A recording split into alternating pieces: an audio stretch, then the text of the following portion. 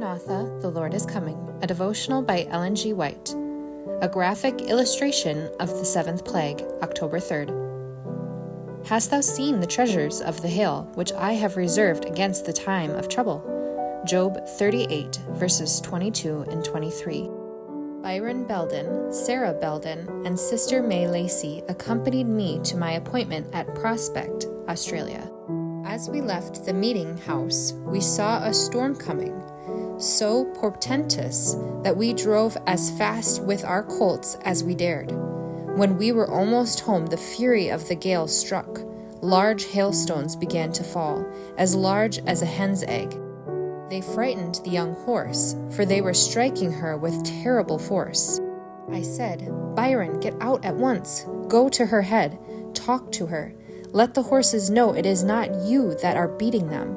He jumped out at this suggestion. I said, "May, Lacey, and Sarah, get out."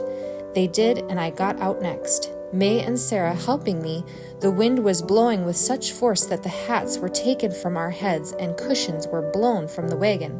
The heavy carriage cushions, umbrellas, and heavy carriage robes were blown into the field and were flying in every direction. What a scene! Sister Belden, May Lacey, and I reached the house hatless. Byron was with the poor terror-stricken new horse. We could only lift our hearts to God for his help. This is the sharpest experience I have ever had in a carriage in a storm.